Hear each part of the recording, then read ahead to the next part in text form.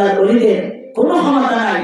তারা বলে কি, আরে আল্লাহর ওলিদের দরবারে গেলে কি হবে, কি হবে, কিছুই নাই, কিছুই নাই। এরকম নাউজুবিল্লাহ।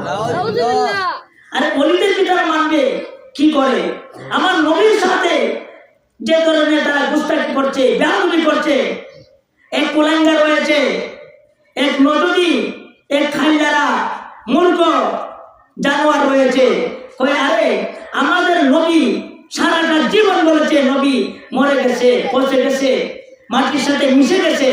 এখন বলে কই নবী হায়াতুল নবী, হায়াতুল নবী মানে, কিন্তু কই কবরের মধ্যে নবী হায়াতুল নবী আছেন, জিন্দা আছেন, তবে বের হওয়ার কোনো ক্ষমতা নাই।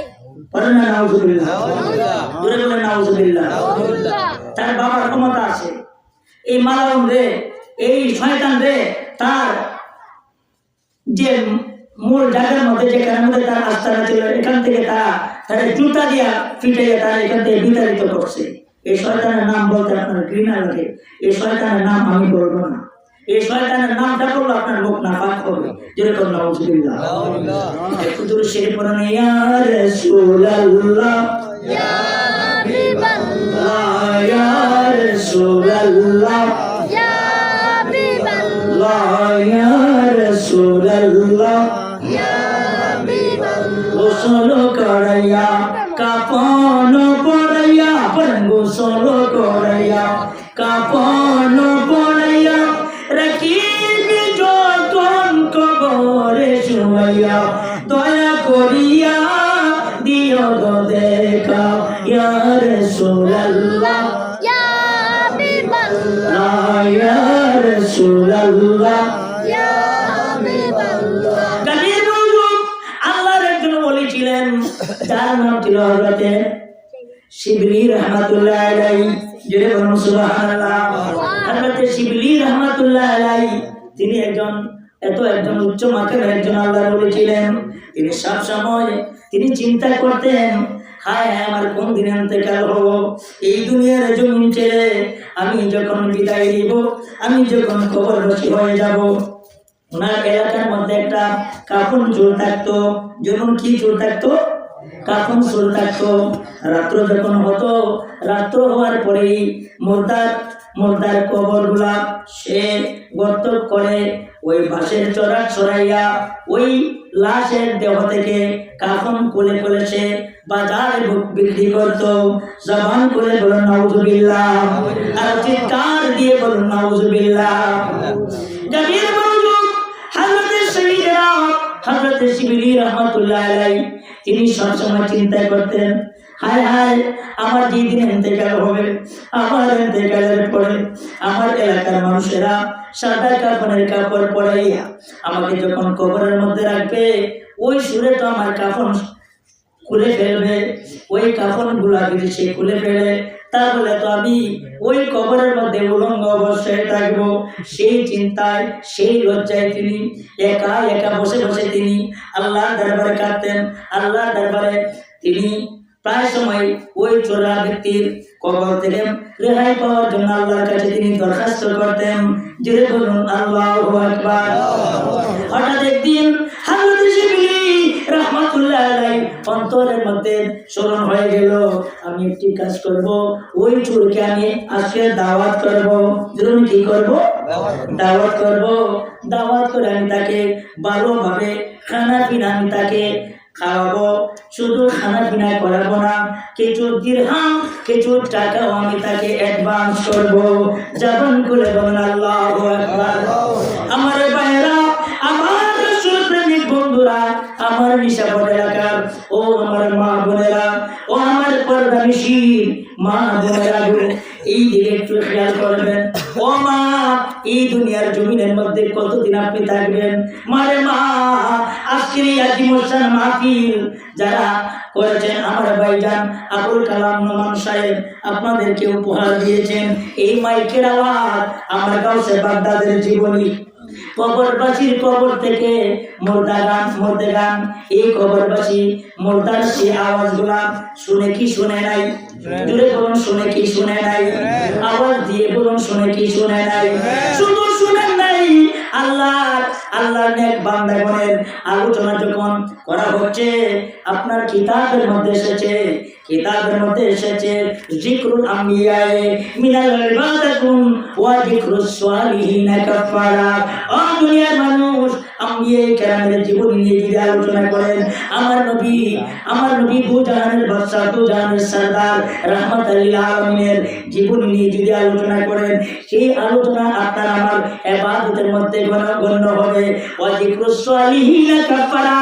যদি কোনো আল্লাহওয়ালা, রসুলওয়ালা, ইমানদার কোন আল্লাহর ওলিগণের একজন হক্কানি সুন্নি আল্লাহর একজন নায়েবে রাসূলের প্রশংসা যদি করেন, ওনার জীবনী নিয়ে যদি আপনি আলোচনা করেন, আপনার কতটুকু লাভ হবে? আপনার গুনার কাফারার সদকা আদায় হবে। বলুন সুবহানাল্লাহ। নবীর মনোযোগ, হযরতে সাইয়েদনা হযরতে শিবলি রাহমাতুল্লাহ আলাইহি ওই কাফন চুরকে দাওয়াত করলেন, এ আল্লাহর বান্দা, তুমি আগামীকাল দুপুর বেলায় আমার ঘরের মধ্যে তোমার দাওয়াত, তুমি আমার ঘরের মধ্যে ভাত খাওয়ার জন্য তোমাকে আমি দাওয়াত করলাম। পড়েন সুবহানাল্লাহ। ওই কাফন চুর মনে মনে ভাবতেছে, কি ব্যাপার, আমাকে তো এই পৃথিবীর মধ্যে এইভাবে কেউ আমাকে এত আদর করে সম্মান করে তো দাওয়াত করে নাই, কারণ আমি তো একজন নাহারিস, একজন আল্লাহর একজন পাপিষ্ঠ বান্দা। কথা কোন ঠিক কিনা? এই হুজুরে আবার আমাকে দাওয়াত করলো, সেটা আবার কেমন করা, কি করে আবার আমাকে দাওয়াত করলো? ঠিক আছে, আল্লাহ বলে, হযরতে শিবলি রাহমাতুল্লাহ আলাইহি বলে, এর আল্লাহর বান্দা, তুমি আমার দাওয়াত কি গ্রহণ করেছো? বলে, হ্যাঁ হুজুর, আমি আপনার দাওয়াত গ্রহণ করব। না, কার দাওয়াত গ্রহণ করব? জোরে বলুন সুবহানাল্লাহ। পরের দিন আল্লাহর ওলি হযরতে শিবলি রাহমাতুল্লাহ আলাইহি তিনি অনেক ভালো ভালো মাছ, তরকারি, গোশত সেইগুলা দিয়ে খানা পিনার ব্যবস্থা করাইলেন। খানা পিনার ব্যবস্থা করার পরে দেখা গেল কিছুক্ষণ পরে একজন নোংরা আকারের, একজন গোয়ার আকারের একটা মানুষ ওনার ঘরের মধ্যে আগমন করেছে। হযরত শিবলি রাহমাতুল্লাহ আলাইহি তিনি বললেন, স্বামী আমার, আমি মনে করেছিলাম মনে হয় কোনো একজন কাবিল ব্যক্তিকে আপনি দাওয়াত করেছেন, এই জন্য এত খানা পিনার আইটেম করেছেন। আমি অনেক সুন্দর করে খানা পিনার ব্যবস্থা করলাম। কোথায়? কোনো কাবিল কোনো মানুষ তো আমি দেখলাম না, দেখলাম একটা সাধারণ ব্যক্তি। সেই লোকটা তো অত্যন্ত খারাপ। জোরে বলুন সুবহানাল্লাহ। আল্লাহর ওলি হযরতে শিবলি রাহমাতুল্লাহ আলাইহি তিনি যেমন একজন কামিল ব্যক্তি, একজন আল্লাহর ওলি, ওনার স্ত্রীও ছিলেন একজন আল্লাহর কামিল, আল্লাহর বান্দী। জোরে বলুন সুবহানাল্লাহ। আমার ভাইরা, ওই কাফন সুর যখন আল্লাহর ওলির দরবারে আসলেন, আল্লাহর ওলির বাড়ির মধ্যে আসলেন, এই খানা পিনা যখন দিলেন, দেওয়ার পরে ইচ্ছা মতো এই খানাগুলা খাইলেন। খাওয়ার পরে কি করলেন? হযরত শিবলি রাহমাতুল্লাহ আলাইহি ওনার হাত দিয়ে 50,000 দিরহাম ওই কাফন সুরের হাতের মধ্যে দিলেন। জোরে বলুন সুবহানাল্লাহ। আর জোরে বলো সুবহানাল্লাহ। ওই কাফন সুরকে বললেন, আল্লাহর ওলি বলেন, এ আল্লাহর বান্দা, তোমাকে আমি এই 50,000 দিরহাম আমি কেন দিয়েছি তুমি কি জানো? বলে, না হুজুর গো, আমি কতবারের মধ্যে গেলাম, আমার জীবনে এত চমৎকার খানা তো আমি কোনোদিন আমি খাই নাই। এত চমৎকার, এত মজা খানা আমাকে খাওয়াইলেন, আবার আমার হাতের মধ্যে দিরহাম দিলেন, আমি কিছুই বললাম না। আল্লাহর ওলি হযরতে শিবলি রাহমাতুল্লাহ আলাইহি বলেন, এ আল্লাহর বান্দা, আমি শুনেছি তুমি নাকি এই মহল্লার মধ্যে যত মানুষ মারা যায়, তাদের মারা যাওয়ার পরে রাত্রে নাকি তুমি তাদের কবরগুলা তুমি ভেঙে বাঁশ সরাইয়া কবরগুলা তুমি গর্ত করে শরীর থেকে নাকি তুমি কাফনের কাপড় নিয়ে যাও, কথাটা কি সত্য নাকি? বলে, হ্যাঁ হুজুর বলছেন মাঝে মাঝে। পরে না নাউজুবিল্লাহ।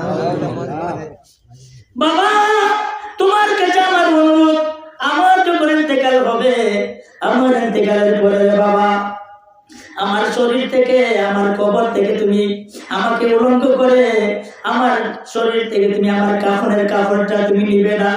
আরে বাবা, কাপড়ের কাপড়টা না নেওয়ার জন্য আমি তোমাকে দাওয়াত করে এনে তোমাকে এতটুকু মহব্বত করেছি, তোমাকে তোমার জন্য খানা পিনার ব্যবস্থা করেছি, এই খানা পিনা খাওয়ার জন্য। আর এই দিরহামটা, এই 50,000 দিরহাম তোমাকে আমি উপহার দিলাম, যেন আমার শরীর থেকে কাপড়ের কাপড়টা যেন তুমি না নাও। আমার ইন্তেকালের পরে আমার কাফনের কাপড়টা যেন আমার দেহের মধ্যে তাকে জুড়ে বলুন সুবহানাল্লাহ। শিবলি রহমাতুল্লাহ আলাইহি সেই কথা যখন তিনি বললেন, আল্লাহর ওলির চোখে দিয়ে পানির ফোঁটা ঝরতেছে। ওই কাফন সুর সে মুস্কি মুস্কি হাসে আর বললেন, হুজুর গো, আমি কখন আপনার কাফন চুরি করব না, আমি কখন আমি আপনার কবরকে আমি গর্ত করে আমি কাফন আপনার শরীর থেকে নিব না।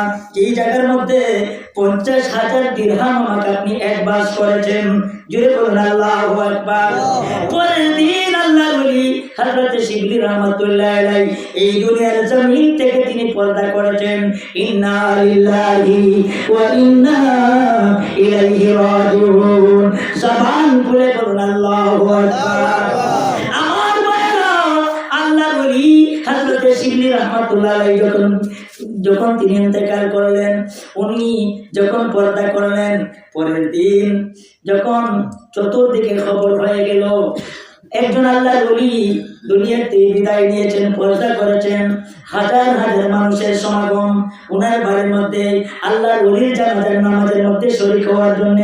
এইদিকে জানাজার নামাজের জন্য হাজার হাজার মানুষ এসেছে, কাতার ভঙ্গি হয়ে গেল।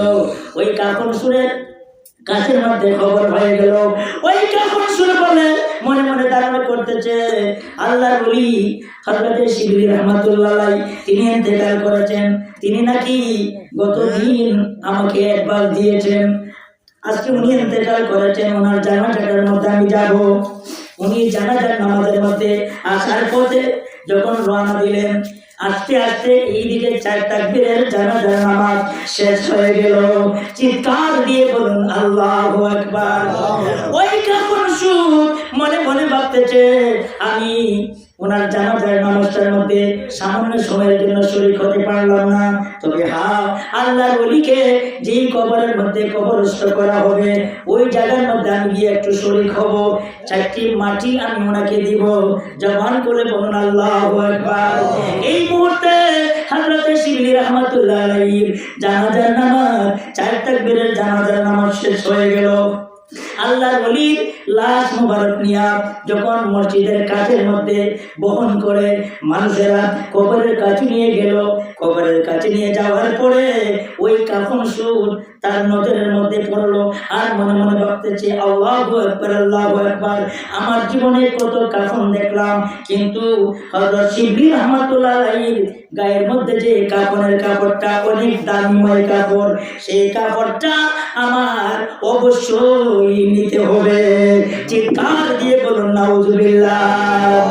আমার ভাইরা আল্লাহর ওলিকে কবরের মধ্যে দাফন করা হলো, আমার নবীজির মিল্লতের মধ্যে রেখে সবাই মাটি দিয়ে সুন্দরভাবে সুসম্মানের সহিত দাফন কাফনের শেষ করে যখন মানুষ চলে গেল, জিয়ারত করে দোয়া খায়ের করে চলে গেল, যখন রাত্র হয়ে গেল, গভীর রাত্র হয়ে গেল, গভীর রাত্র হয়ে যাওয়ার পরে ওই কাফন সুরের স্ত্রী বলছে, ও আমার স্বামী, রাত্র তো অনেক হয়ে যাচ্ছে, আপনি কি খাবেন না? কোন খানা পিনা কি লাগবে না? বলে না না, খানা পিনা আমি করবো না। সে কি করতেছে, যে অস্ত্রগুলা, যে কোদাল, যে সাপুর, যেগুলা দিয়া ওই কবর গুলাকে আপনার গর্ত করে কাফন চুরি করে সেই হাতিয়ার গুলা সে বের করছে। ওই সুরের স্ত্রী বলছে, স্বামী আপনি আজকে রাত্রে এইগুলা নিয়ে কোথায় যাবেন?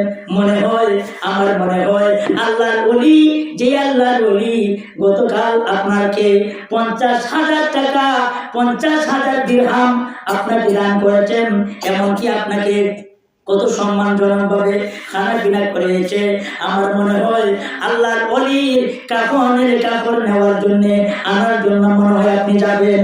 বলে হ্যাঁ অবশ্যই যাবো। বলে কেন যাবেন? আপনি তো একজন মুনাফিক, আপনি তো মারাত্মক একজন হারামখোর, আপনি কি বলতেছেন? খবরদার খবরদার, আমি কোনদিন আমি স্ত্রী হইয়া আমি আপনাকে আমি বাধা দিই নাই, কিন্তু আজকে এই আল্লাহর ওলির কাফনের কাপড়টা আপনি আনবেন না। যদি আপনি আনেন আপনার সমস্যা হবে, আপনার ক্ষতি হবে। ওই সময় এই মুহূর্তে ওই কাফন চুর বলছে, এর আল্লাহর বান্দি, তুই আমার স্ত্রী, আমি তোকে বিবাহ করে এনেছি। আবার যদি দ্বিতীয়বার আবার যদি বাধা দিবে, এই মুহূর্তে আমি তোকে 3-4 তালাক দিয়ে আমার সংসার থেকে তোকে আমি বিতাড়িত করবো। জুড়ে বলুন নাউজুবিল্লাহ। আল্লাহু আকবার, আল্লাহু আকবার। এই মুহূর্তে আর ওই মহিলাটা চুপ হয়ে গেল, আর কোনো কথা বলছে না।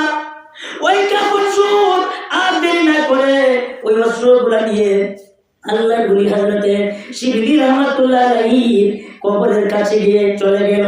কবরের কাছে গিয়ে ওই অস্ত্র দিয়ে কবরের মাটি সরাইতে লাগলো।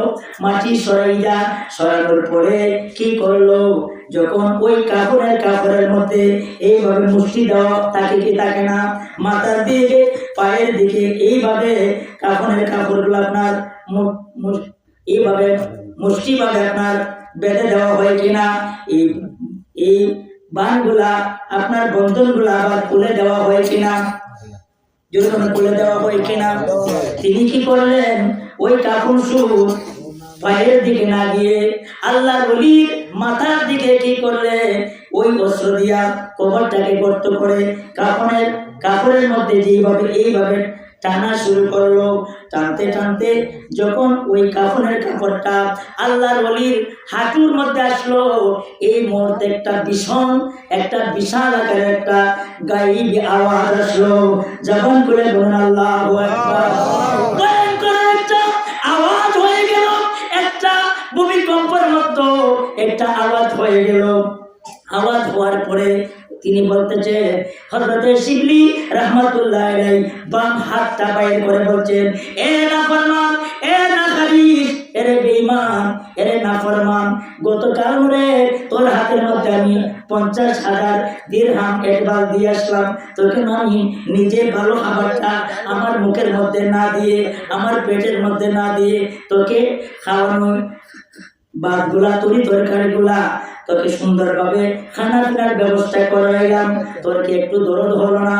এইভাবে একটা বাম হাত বের করে ওই কাফন সুরের গালের মধ্যে এমন একটা থাপ্পড় দিলেন। থাপ্পড় দেওয়ার সাথে সাথে আরেকটা ভয়ঙ্করের আওয়াজ হয়ে গেল। এই মুহূর্তেই ওই কাফন সুর ওই জায়গার মধ্যে অজ্ঞান হয়ে বেহুশ হয়ে পড়ে রইল। জোরে বলুন নাউজুবিল্লাহ, আর চিৎকার দিয়ে বলুন নাউজুবিল্লাহ।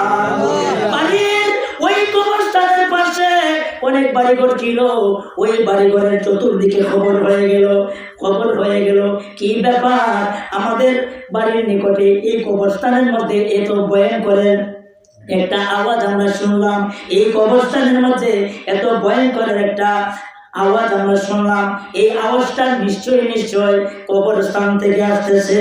জোরে বলুন সুবহানাল্লাহ।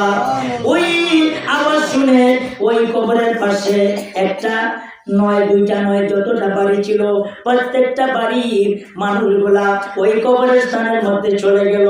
কবরস্থানের কাছে গিয়ে তারা টর্চ লাইট যারা যা কিছু ছিল তারা সেইগুলা আলো জ্বালিয়ে চেরাগ জ্বালিয়ে তারা ভাবতেছে, নিশ্চয় আজকের দিনে যে আল্লাহর ওলি দুনিয়া থেকে বিদায় নিয়েছেন, আল্লাহর ওলি কবরের পাশে মনে হয় যে কোনো একটা সমস্যা ঘটেছে, আমরা একটু দেখবো। তারা সবাই চলে গেল। যাওয়ার পরে গিয়ে দেখতেছে ওই যে কাফন সুর আল্লাহর ওলির কবরের পাশে মাথার দিকে দেখা যায় এইভাবে অজ্ঞান হয়ে পড়ে রয়েছে।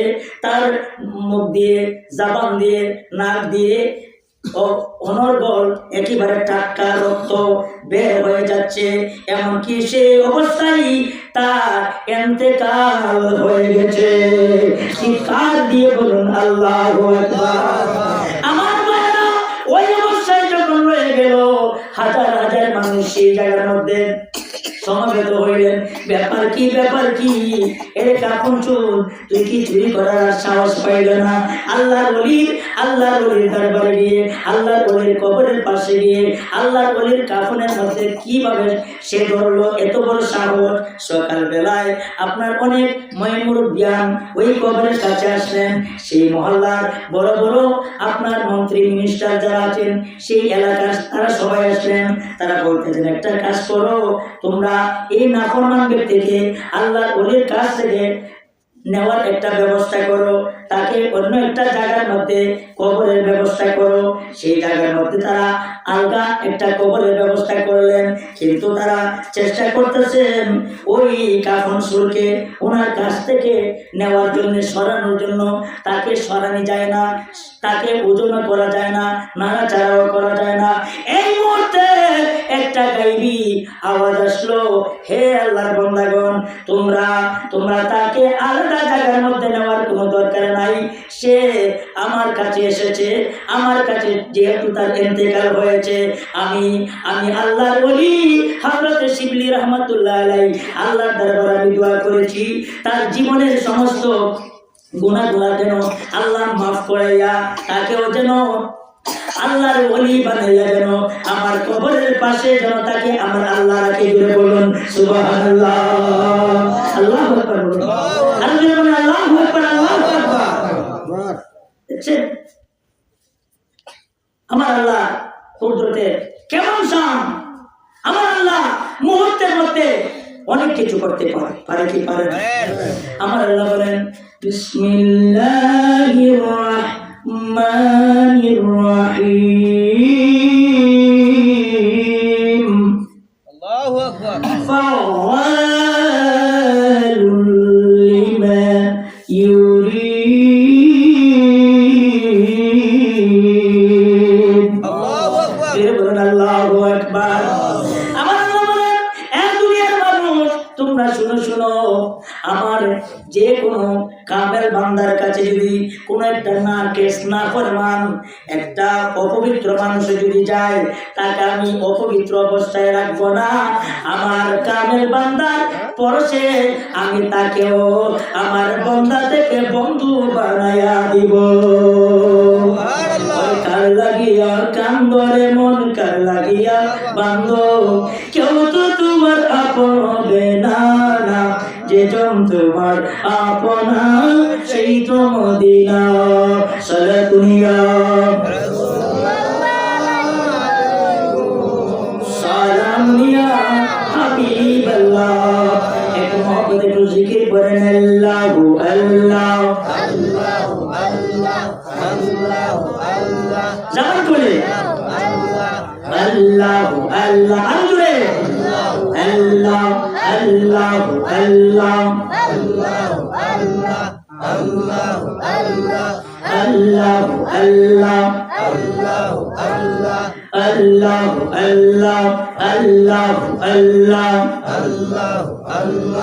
আল্লাহু আল্লাহ, আল্লাহু আল্লাহ, আল্লাহু আল্লাহ, আল্লাহু আল্লাহ, আল্লাহু আল্লাহ, আল্লাহু নিদান কালে পাইমনি তোমার ও গো নবীজি, মরণ কালে পাইমনি তোমায়। আল্লাহু আল্লাহ, মাশাআল্লাহ, আল্লাহু আল্লাহ, মরণ কালে পাইমনি তোমায় ও গো নবীজি, মরণ কালে পাইবনি তোমায়। আল্লাহু আল্লাহ, আল্লাহু আল্লাহ, আল্লাহু আল্লাহ, আল্লাহু আল্লাহ, আল্লাহু আল্লাহ, আল্লাহু আল্লাহ। ও নবীজি, আমার মরণের কালে আজরাইল আসিয়া যাবে। ও নবীজি, আমার মরণের কালে আজরাইল আসিয়া যাবে। সেই ভয়ঙ্কর কালে তোমার দর্শন আমি পাইবনি ও গো নবীজি, মরণ কালে